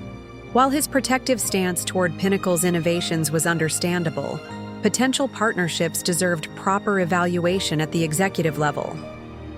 I appreciate your initiative, I told James, but any discussion of collaboration would need to involve our full leadership team and proper due diligence. Personal history aside, we would approach a partnership with Meridian as we would any other business relationship, based on strategic alignment and mutual benefit. He nodded, seemingly unsurprised by my response. That's entirely fair. I didn't expect special consideration because of our past. Quite the opposite, in fact. I suspected you might have additional skepticism regarding my motives. The comment hung in the air between us, acknowledging the complex history that made this more than a routine business discussion. 7 years ago, this man had chosen his position at Pinnacle over standing up for his wife when she was publicly humiliated. Now he was proposing a professional collaboration with the company she controlled. Why now, James? I asked finally. Meridian could partner with dozens of manufacturing firms. Why pursue Pinnacle specifically, knowing I'm at the helm? He considered the question carefully before answering. The official reason is that Pinnacle's integration of digital platforms with traditional manufacturing processes is precisely what Meridian needs for our next generation of products. The unofficial reason? He paused, meeting my gaze directly. I've followed your career with interest since our divorce. What you've built with EventSphere is remarkable, and how you've transformed Pinnacle in just 6 months is nothing short of extraordinary. Professionally, I believe in your vision for where manufacturing technology is headed. His answer was diplomatic, but felt genuine. I had no doubt that Meridian's interest was legitimate from a business perspective. The personal dimension was more complicated. And Richard? I asked, curious about how my ex-husband viewed his former colleague's fate. James grimaced slightly. We haven't spoken since he left Pinnacle. His leadership style and views on corporate culture were increasingly at odds with my own, even before your acquisition forced his departure. This subtle distancing from Richard suggested James had evolved in his thinking since our marriage. Or perhaps he was simply being politically astute given the current circumstances. Either way, it was an acknowledgement that he recognized the flaws in Pinnacle's previous leadership. I'll have Jennifer set up a proper meeting with our partnership evaluation team, I decided. They'll assess Meridian's proposal through the same process we use for any potential strategic relationship. If it makes sense for Pinnacle's future, we'll move forward regardless of personal history. Relief flickered across his features. That's all I can ask for. Thank you. As we stood to conclude our unexpected meeting, James hesitated. For what it's worth, Elena, I was wrong. About many things, but especially about what happened at that Christmas party. I should have stood up to Richard immediately. My failure to do so is one of my deepest regrets. The apology was 7 years too late to save our marriage, but I appreciated it nonetheless. The woman I had been then had needed her husband's support and received instead his tacit acceptance of her humiliation. The woman I was now could acknowledge his regret without needing it for validation. We all make choices, James, I replied. Some of them have consequences we don't fully anticipate at the time. Your choice that night and in the weeks that followed led me down a path I might never have taken otherwise. In retrospect, perhaps I should thank you for that. It wasn't meant cruelly, but as a simple statement of truth. Without the collapse of our marriage, I might never have focused so completely on building EventSphere. Without Richard's dismissive words, I might never have felt the drive to prove my worth so conclusively. Their actions had shaped my journey, even if they hadn't determined my destination. James nodded, understanding the layers in my response. You've created something impressive here. Whatever happens with the Meridian proposal, I'm glad to see what you've accomplished. After he left, I didn't immediately return to the integration team meeting. Instead, I took a moment in the empty conference room to process the unexpected encounter.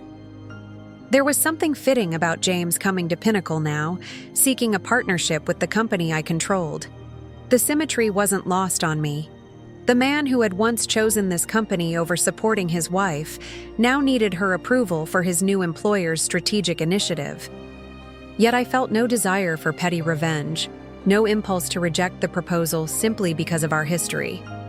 The business leader I had become evaluated opportunities based on merit and strategic value, not emotional satisfaction. If a partnership with Meridian would strengthen Pinnacle's market position and accelerate our innovation timeline, we would pursue it. If not, we wouldn't. The decision would be made on business fundamentals, not personal history.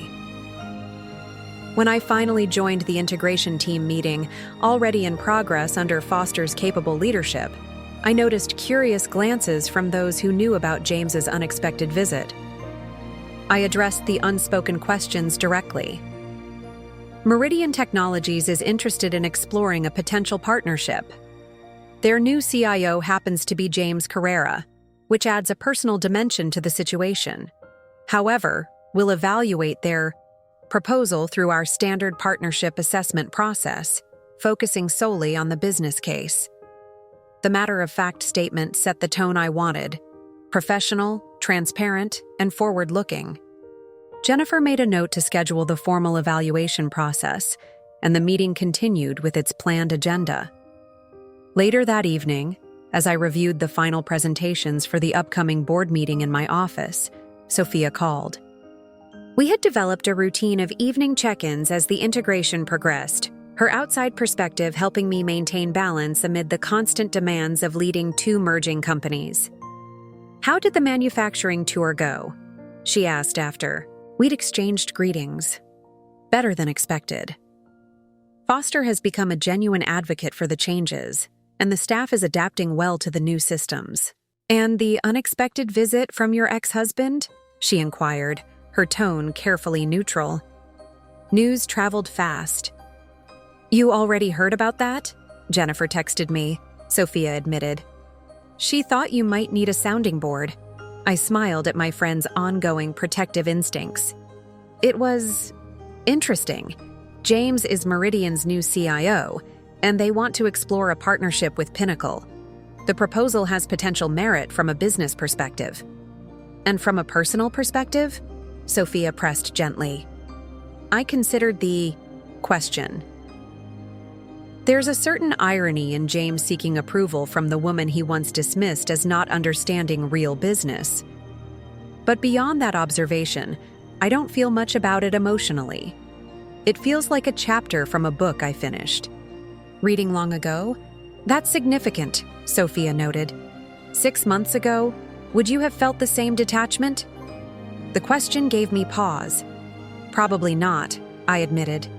Taking control of Pinnacle was partly about proving something, to Richard, to James, to myself. But now that I'm here, doing the actual work of transformation, those old motivations seem less relevant. The future possibilities are more compelling than any past vindication. That's how you know you're exactly where you're supposed to be, Sophia said warmly. When the work itself becomes more meaningful than the journey that led you to it. Her observation resonated deeply. 6 months into Pinnacle's transformation, my focus had shifted entirely to what we were building rather than what had been broken in the past. The company's potential, and my vision for its future, had become the driving force behind my decisions, supplanting any lingering desire for redemption or vindication. The gold digger once disparaged at a Christmas party had not only acquired the company, but had transcended the very narrative that had once defined her relationship to it. That realization felt like the true victory, greater than any corporate acquisition or professional achievement could provide. 1 year after the acquisition of Pinnacle Industries, I stood at the podium in the grand ballroom of the Westlake Hotel, addressing the attendees of the annual Technology Innovation Summit. The room was filled with industry leaders, investors, and business journalists, many of the same people who had dismissed EventSphere as a niche platform in its early days. The integration of digital solutions with traditional manufacturing isn't just about efficiency, I explained, gesturing to the data visualizations projected behind me. It's about reimagining what's possible when we break down the artificial barriers between physical production and information management. At Pinnacle EventSphere, we've achieved a 41% improvement in production cycle times while reducing resource waste by 28% through this integrated approach. From my vantage point, on the stage, I could see heads nodding appreciatively throughout the audience. In the front row, Sophia sat beside Jennifer Martinez and William Foster, the three of them representing the core leadership team that had made our transformation possible. In the second row, somewhat to my surprise, sat James with several Meridian executives. Our companies had ultimately established a limited partnership focused on sustainable materials research, the relationship proving valuable despite its complicated origins. But the numbers tell only part of the story, I continued. The true measure of our success has been the cultural transformation, the shift from siloed departments with competing priorities to collaborative teams united by a shared vision. Innovation doesn't flourish in rigid hierarchies or through fear-based management. It thrives when diverse perspectives converge around common goals. As I spoke these words, I caught Foster's slight smile. The former defender of Pinnacle's old guard had become one of the most effective champions of our new integrated approach, his decades of operational knowledge proving invaluable when paired with a newfound openness to change. His journey mirrored the company's own evolution, honoring its manufacturing heritage while embracing digital innovation. 3 weeks ago, we launched the first product developed entirely within our new integrated framework, I announced, triggering a video demonstration on the screens behind me. The Smart Manufacture platform brings the power of predictive analytics and real-time optimization to mid-sized manufacturing operations previously priced out of enterprise-level solutions. This isn't just a new product, it's a new paradigm for how manufacturing technology can be both accessible and powerful. 3 weeks ago, we launched the first product developed entirely within our new integrated framework, I announced, triggering a video demonstration on the screens behind me. The Smart Manufacture platform brings the power of predictive analytics and real-time optimization to mid-sized manufacturing operations previously priced out of enterprise-level solutions. This isn't just a new product, it's a new paradigm for how manufacturing technology can be both accessible and powerful. The presentation concluded to enthusiastic applause, followed by a Q&A session that focused primarily on technical aspects of our integration process and future development roadmap. As the formal program ended and attendees began networking over cocktails, I found myself approached by a journalist from Technology Today, one of the industry's most respected publications. Ms. Carrera, congratulations on Pinnacle EventSphere's remarkable turnaround, she began, recorder in hand. Your keynote emphasized the technical and cultural achievements, but many in the industry are equally fascinated by the personal dimension of this story.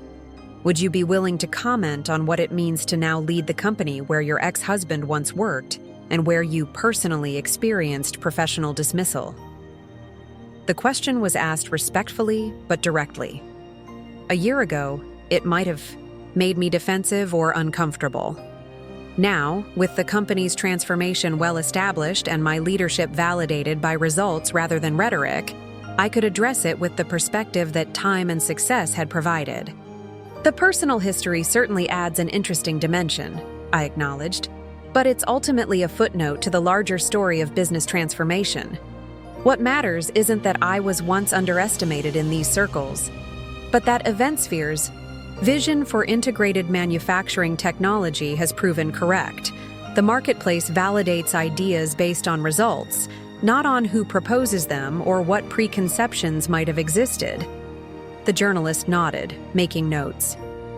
There were rumors early in the acquisition that it was motivated by personal vindication rather than business strategy. How do you respond to that characterization now that the integration has proven successful? I smiled, appreciating the opportunity to address this directly. Success is the most effective response. If personal motivation had been the primary driver, we wouldn't have achieved the synergies and innovations that have defined this past year. Sustainable business transformation requires strategic vision and disciplined execution. Emotions might provide initial fuel, but they can't sustain.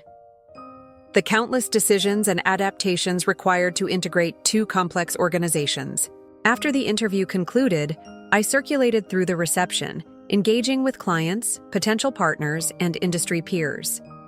The conversations focused almost exclusively on our technology roadmap and market positioning, a welcome contrast to the early days after the acquisition when personal drama had often overshadowed business substance. Near the bar, I unexpectedly encountered Richard Whitmore, my first sighting of him since the boardroom confrontation a year earlier. He had landed as a consultant with a mid-sized manufacturing firm, according to industry rumors. He looked momentarily startled to see me, then composed himself with visible effort. "Elena," he greeted me with careful neutrality. "Impressive presentation." "Thank you, Richard," I replied, maintaining professional courtesy. "I hope things are going well for you at Bartlett Manufacturing." He seemed surprised that I knew his current affiliation. "Well enough. They're interested in some of the digital integration approaches you outlined today, actually." The irony wasn't lost on either of us. The man who had dismissed me as just a gold digger now worked for a company seeking to implement the very strategies I had pioneered. Rather than highlighting this, I simply nodded. "Jennifer Martinez heads our partnership program. You should have her contact information from your time at Pinnacle.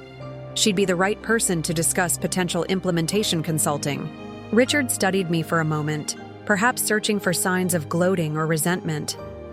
Finding none, he seemed to relax slightly. "I'll do that. Your team has accomplished something remarkable with the integration. Few in the industry thought it could be executed so successfully, myself included." The acknowledgement, however reluctant, represented a significant shift from our last encounter. "Thank you. It required contributions from many talented people, including several Pinnacle veterans who embraced the vision despite the challenging circumstances." Our brief exchange was interrupted by Michael Reynolds, who needed my input on a potential client opportunity that had emerged during the networking session. Excusing myself from Richard, I moved through the remainder of the evening with a strange sense of completion, as if seeing him again, now from my position of established success, had closed a circle that had remained partially open, despite all our achievements. Later that night, back in my hotel suite, I reflected on the day's events as I prepared for a video call with Grace, my 12-year-old daughter. Her father had primary custody since the divorce, an arrangement that had initially devastated me, but ultimately allowed me the freedom to pour myself completely into building EventSphere during those critical early years. Our relationship had evolved into something special. I was the parent she came to with her deepest questions and boldest ideas, the weekend adventure mom who encouraged her growing interest in technology and business. "Mom," she exclaimed as her face appeared on my laptop screen, her dark curls bouncing with excitement. "Did you do your big speech today? Dad said it was a super important conference." "I did," I confirmed, smiling at her enthusiasm. "It went very well. I talked about how combining digital technology with traditional manufacturing creates new possibilities that neither could achieve alone." Like how you combined EventSphere with that old company to make something better? She asked, her perception striking me anew. Exactly like that, I affirmed, impressed by her understanding. Sometimes bringing different strengths together creates something stronger than either part could be on its own. Grace nodded sagely. Ms. Patel talked about that in science, how diverse ecosystems are more resilient than simple ones. Then, with the lightning topic changes typical of her age, I finished my coding project, the one you helped me start, last weekend. Want to see? For the next 15 minutes, Grace proudly walked me through the simple game she had created, pointing out the logic she had implemented and the challenges she had overcome. Her natural aptitude for both the technical and creative aspects of programming was evident, as was her determination to solve problems independently. That's incredibly impressive, I told her truthfully. You figured out the animation issue. We were stuck on. She beamed at the praise. I remembered what you said about trying different approaches when something isn't working, so I looked up some tutorials and found a different way to do it. That's exactly the right mindset, I encouraged her. And it's the same approach we use in business. If one strategy isn't working, we don't just give up on the goal. We find another path to reach it.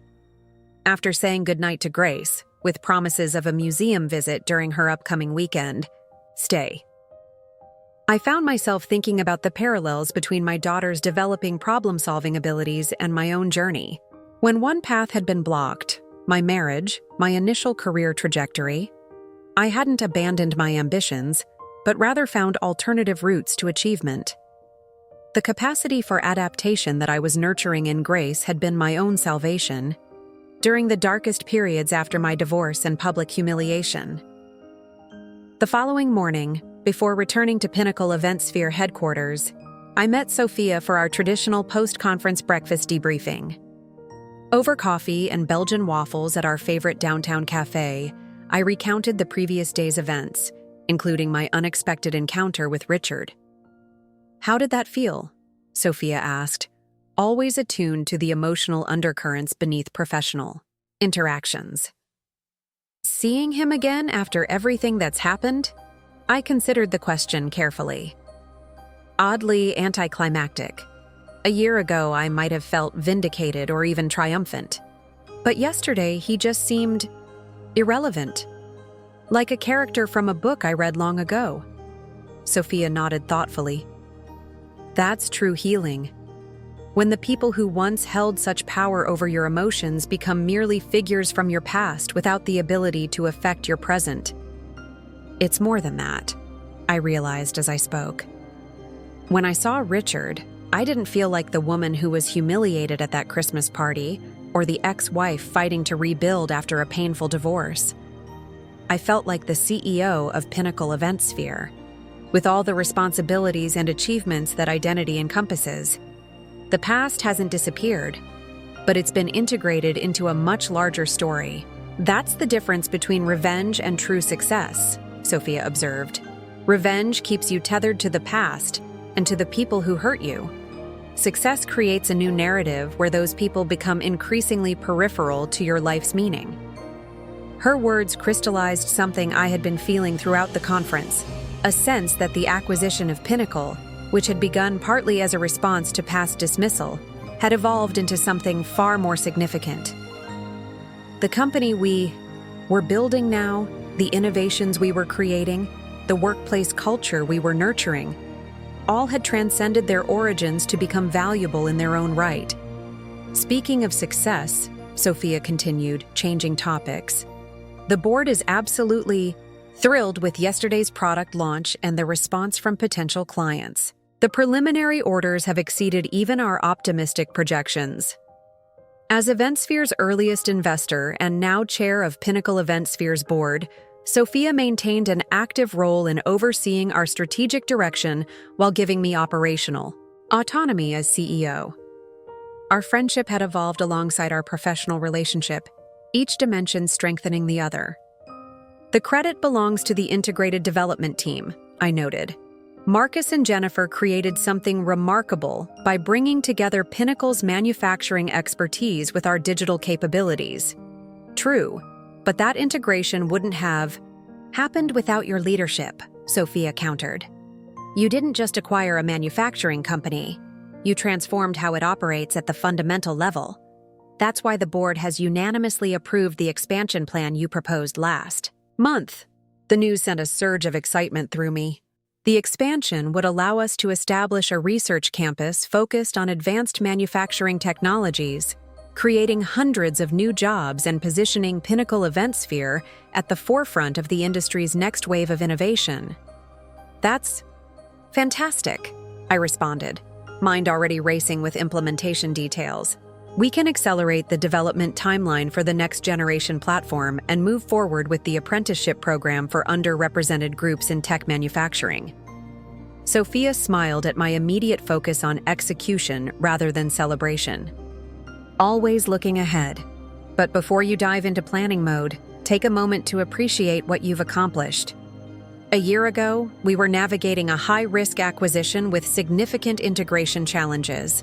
Today, we're planning expansion based on proven success and market leadership. She was right, of course. In the constant forward momentum of building and leading, I sometimes failed to fully acknowledge milestones along the way.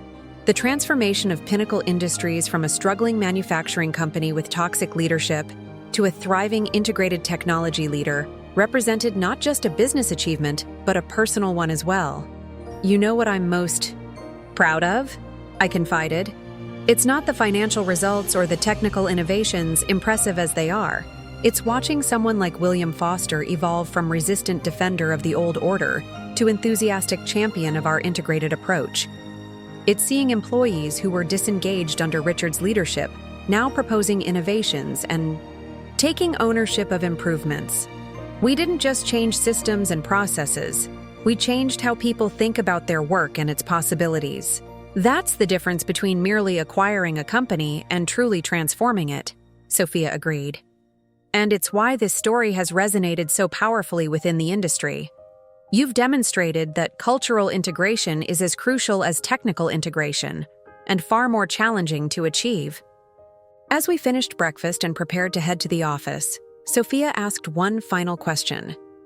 If you could go back to that Christmas party, knowing everything that would follow, what would you tell your younger self? The question gave me pause. So much had happened between that painful night and the present moment. Struggles and triumphs, failures and successes, each shaping the person and leader I had become. After a thoughtful silence, I answered. I'd tell her that the dismissal she's experiencing isn't the end of her story, but the beginning of a much more important one. That the journey ahead will be difficult, but infinitely worthwhile. And that, one day, she'll stand in front of the industry that once overlooked her, not seeking validation or revenge, but offering vision and leadership that transforms how business is done. Sophia smiled, satisfaction evident in her expression. And that's exactly why you're the right person to lead Pinnacle Eventsphere into its next chapter. You've never been defined by what happened to you, only by what you chose to create from it. As we left the cafe and headed toward the future we were building together, I carried with me the understanding that the woman once dismissed as a gold digger had indeed found gold, not in someone else's success or resources, but in her own capacity for vision, resilience, and transformation. The company I now led was both the proof and the product of that discovery. Its success a testament not to vindication, but to the power of seeing possibilities where others saw only limitations. 18 months after the acquisition, I stood in the gleaming atrium of our new Pinnacle Eventsphere Innovation Campus, watching as employees and guests mingled during the grand opening celebration. The 5-building complex represented the physical manifestation of our integrated vision: manufacturing facilities equipped with state-of-the-art digital systems, research laboratories where engineers and programmers collaborated seamlessly, and training centers designed to develop the next generation of talent. The journey from that humiliating Christmas party to this moment of triumph hadn't been linear or easy. There had been resistance to overcome, skeptics to convince, and countless obstacles that could have derailed our progress. Yet standing here, surrounded by the tangible results of our collective vision and determination, I felt a profound sense of completion. Marcus Delgado approached, champagne flute in hand, his expression one of barely contained excitement. "The Secretary of Commerce just finished touring the Advanced Manufacturing Lab," he reported. "She specifically mentioned that our apprenticeship program for underrepresented communities is exactly the kind of initiative the department wants to support nationally." Before I could respond, William Foster joined us, now fully comfortable in his role as Chief Integration Officer, a position we had created specifically to leverage his unique understanding of both traditional manufacturing and our new digital approaches. "Elena, the Meridian team is asking if you have a few minutes to discuss expanding the partnership beyond the initial research scope," he said. "James mentioned something about applying our integrated model to their consumer electronics division." I nodded, making a mental note to find them after my scheduled remarks. "I'll connect with them before the dinner. Have Jennifer join us. She's been developing some concepts that might align perfectly with what they're considering." As Foster moved away to coordinate the meeting, I caught sight of a familiar figure near the entrance, Richard Whitmore, accompanied by two executives from Bartlett Manufacturing. 6 months earlier, in a development that still occasionally struck me as surreal, Richard's company had contracted Pinnacle Industries' consulting division to implement our integrated manufacturing systems. The initial engagement had been awkward, but ultimately productive, with Richard demonstrating a surprising willingness to learn from the company he had once led and the woman he had once dismissed. Our eyes met across the crowded atrium, and he offered a small nod of acknowledgement. I returned the gesture, neither of us needing or wanting a more direct interaction. Our professional paths now intersected occasionally, but the emotional charge that had once defined our connection had dissipated entirely, replaced by a distant, mutual respect that would have seemed impossible during those first tense days after the acquisition. Sophia appeared at my side, resplendent in a tailored navy suit that complemented her position as board chair. "Quite the crowd," she observed. "Industry leaders, government officials, even a few of our former skeptics." She gestured subtly toward a group of investors who had declined to back EventSphere in its early days, now eagerly discussing partnership opportunities with our business development team. "Life has a way of coming full circle," I replied, taking in the scene with quiet satisfaction. "Though never quite in the ways we expect." "Speaking of unexpected circles," Sophia said, her tone shifting to something more personal. "Grace called while you were in the manufacturing tour. She wanted to confirm that you'll be at her science competition tomorrow. Apparently, her coding project made the finals." The mention of my daughter brought an immediate smile. "Absolutely. I've already cleared my schedule and arranged for the company jet to get me back in time. Her project on algorithmic efficiency in manufacturing processes is remarkably sophisticated for her age." Sophia laughed softly. "The apple doesn't fall far from the tree, though I suspect she gets her presentation skills from you and her technical precision from James." "The best of both worlds," I agreed, genuinely grateful that Grace could benefit from both her parents' strengths while forging her own unique path. My co-parenting relationship with James had evolved alongside our professional interactions, both of us prioritizing Grace's well-being above the complications of our history. As the time approached for my formal address to the assembled guests, I took a moment to step away from the crowd, finding a quiet corner of the atrium where I could gather my thoughts. Through the soaring glass walls, I could see the sprawling campus that housed our integrated operations, a physical testament to the vision that had sustained me through the darkest days after that Christmas party humiliation. The woman who had been called a gold digger had not only acquired the company that dismissed her, but had transformed it into something far more valuable than it had been before. Yet the true victory wasn't in proving Richard wrong or in achieving professional vindication.